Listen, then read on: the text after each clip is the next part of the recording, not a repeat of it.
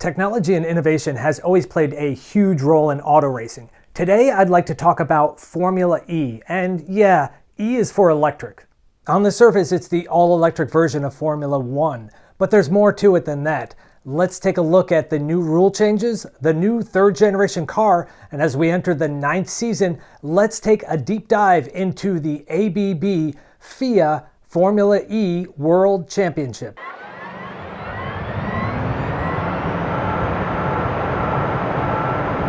The idea for an electric version of Formula One dates back to 2011 and is credited to Jean Todt, president of FIA. What does FIA stand for? All right, I took 3.5 years of French. I can do this. Fédération Internationale de l'Automobile. I deserve that. It's a sanctioning body for many auto races, most notably Formula 1 and World Rally Championship. They tend to have two things in common.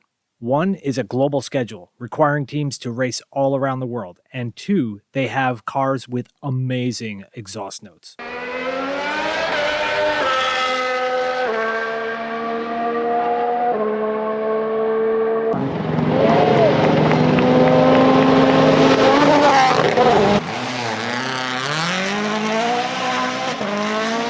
By comparison, Formula E cars are quieter. You'll hear the whine of electric motors, accelerating, and when under regenerative braking, lots of tire squeal too.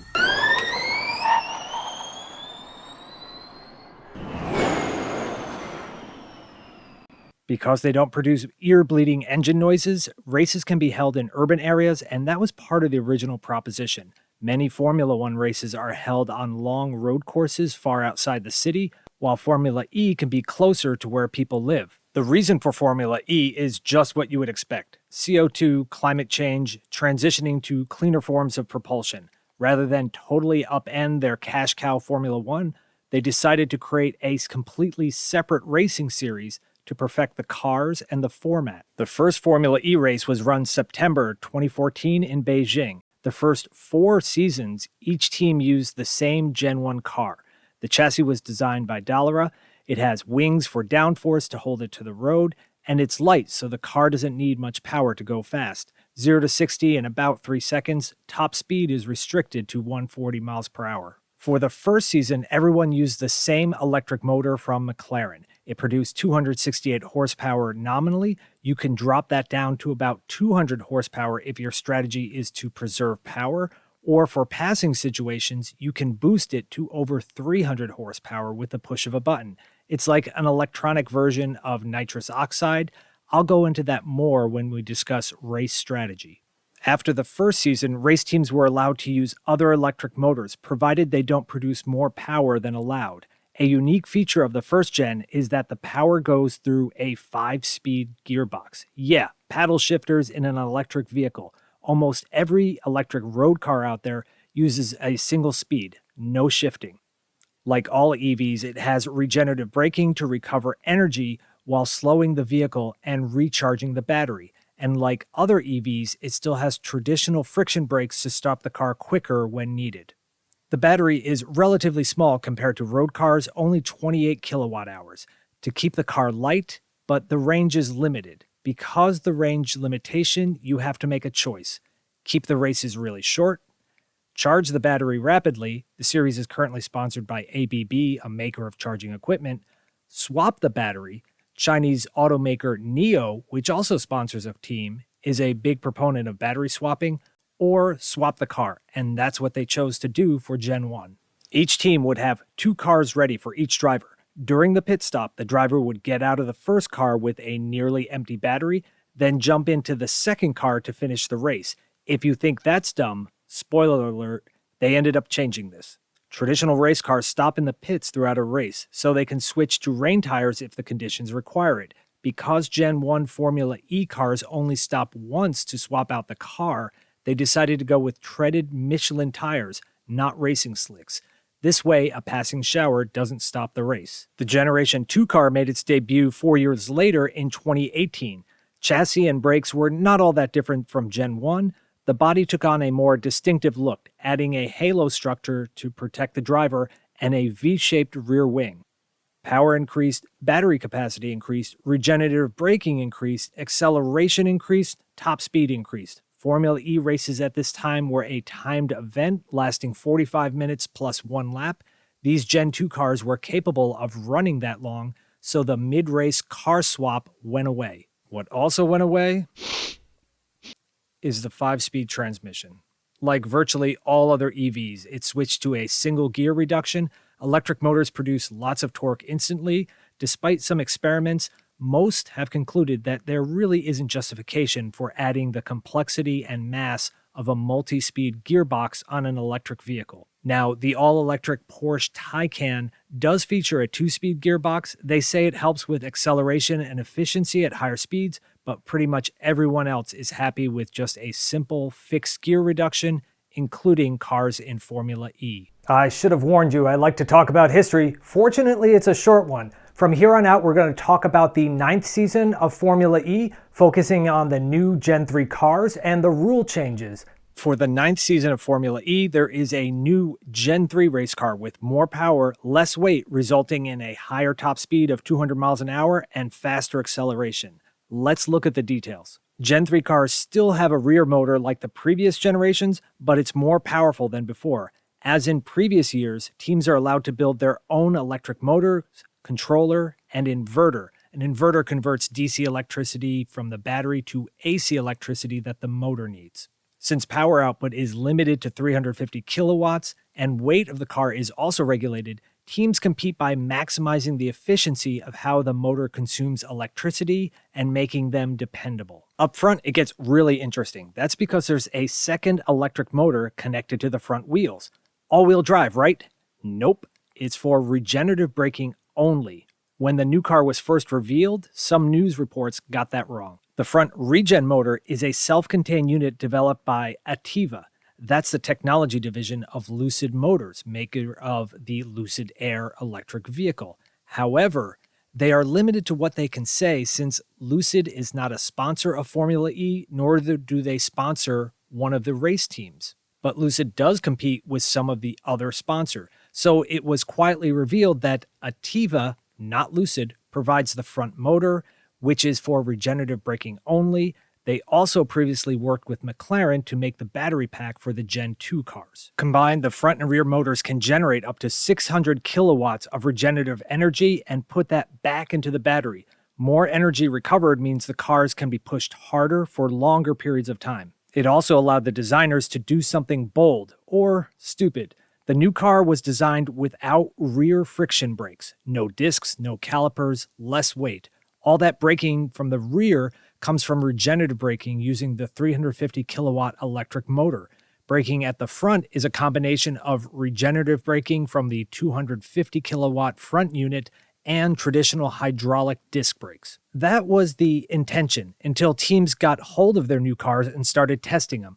A couple of teams experienced failures with the electric regenerative braking system, and having only traditional brakes up front proved to be inadequate. This resulted in crashes and concern from the drivers about their safety. As a result, Gen 3 cars will add an emergency brake at the rear. It's a single-use design to be activated by solenoid if there's a failure of the electric drive motor and loss of regenerative braking. It will make its first appearance at the Diriyah E-Prix in Saudi Arabia. In addition to getting a charge through regenerative braking, Gen 3 cars can get a 600 kilowatt splash of energy from a DC fast charger, provided by series sponsor ABB, of course. It's a 30-second charge during which it should get 4 kilowatt hours of energy.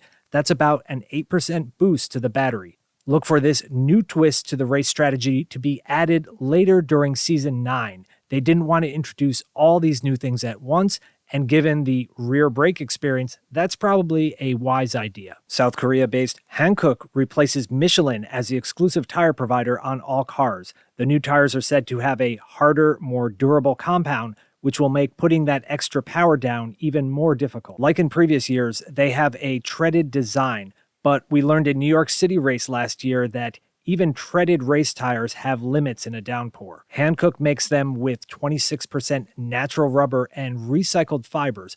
All tires will be recycled after each race.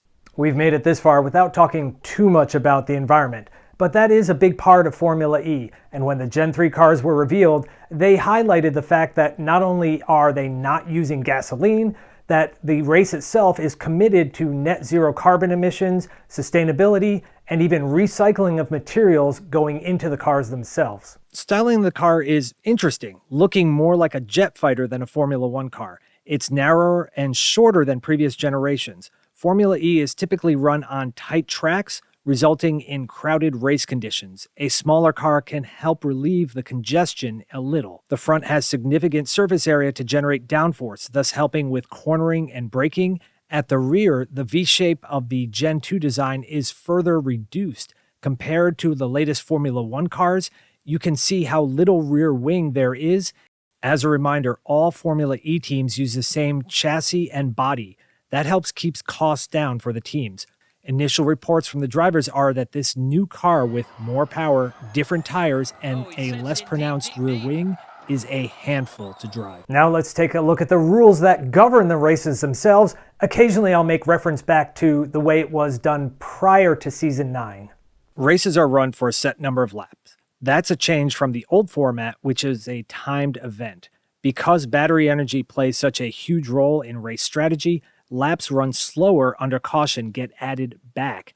As the race nears the set number of laps, they will announce the number of added laps, if any. If you're watching the video, you'll see it indicated in the top left corner. It's similar in concept to added time in World Cup football. Qualifying for races is done the same day as the race, a few hours beforehand, running in brackets with two cars on separate parts of the track competing to run the faster lap. Drivers either move on to compete for a position up front, or they get eliminated and placed further back on the grid. The race begins like Formula One from a standing start. Once you get going, it's time to decide when to use attack mode. It's kind of like the drift button in Mario Kart, and the way they show it on a video makes it clear they want to gamify e-racing. Attack mode boosts the power of the electric motor from a nominal 300 kilowatts to the maximum 350 kilowatts. Driver has to use attack mode twice during each race. The total time of boost is limited to 4 minutes. They can choose to use 1, 2, or 3-minute attack modes in a combination that totals 4 minutes. The driver arms the attack mode by pressing a button on the steering wheel, if you can call that a steering wheel, and then activates it by driving through one of the designated activation zones on the track. These zones are off the racing line, so you will lose time going into it, but gain time afterwards with the extra power. Yay, video games. Later this year, we'll see the introduction of Attack Charge. That's the name for the 600 kilowatt DC rapid charge. For comparison, that's 2 to 4 times faster than some of the best EVs on the road today. At a predetermined point in the race, the pit lane will open and teams will be required to stop for a 30-second quick charge. That boost of energy will enable 2 attack modes to use when they want. What's gone is Fan Boost. It was something they tried in previous years where fans can vote online and winners get extra power to use for a short period of time during the race. Interesting idea to get fans engaged, but it spits in the face of racing competition. Glad it's gone. You know your car is in attack mode by looking at the leaderboard graphic on the broadcast. A blue box next to the car will show you who is getting that extra boost and how much time they have remaining for that extra power. In previous years, they had blue lights on the car light up, but in early races in Season 9, all the cars light up pretty much all the time, especially at night. This was not explained. Maybe they changed it back during the rest of the season. Feel free to comment below. In the broadcast, in the final laps, you will also see the battery level of each vehicle. Combustion engine race cars try to end the race with almost no fuel left. Otherwise, you're carrying extra weight and spent too much time refueling in the pits. Similarly, electric cars want to get pushed to the limit and finish with just enough energy to cross the finish line. Sometimes cars cut it too close and will lose full power before the finish line. It's been said that racing improves the breed. That's part of the vision of Formula E. Making more efficient electric motors, controllers, inverters, and software will lead to better electric vehicles on the road. 11 teams, 2 drivers per team, each with their own car, 16 races or rounds, Portland, Oregon is the only event in the US this season. That's too far for me, but hopefully this video makes you think about attending. Another phrase you'll hear in motorsports is race on Sunday, sell on Monday. Sponsoring a race team often comes out of the marketing budget for these corporations, and there are some big names sponsoring Formula E. Formula One may be hugely popular, but some companies don't want to associate their brand with burning fuel. Formula One knows this. They will start using carbon-neutral synthetic fuels in 2026 to try and clean up their image. I know. You may hate all this. You can totally disagree, but companies are committing to be net zero for carbon emissions. Electric racing is inevitable. Formula E calls itself Earth's favorite racing series, but it's not the only one. Extreme E is this crazy off-road series that looks like a video game. ETCR is electric touring cars, Moto E is an all-electric motorcycle series, and oh my god, NASCAR. NASCAR is experimenting with electric vehicles. That's real kick in the knackers, bro. Just a real ouchie, bro.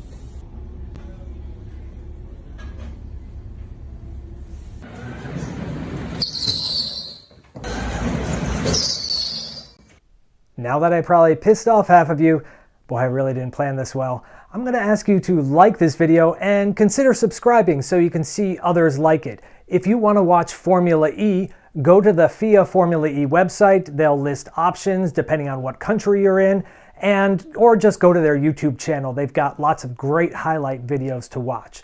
Thanks for watching.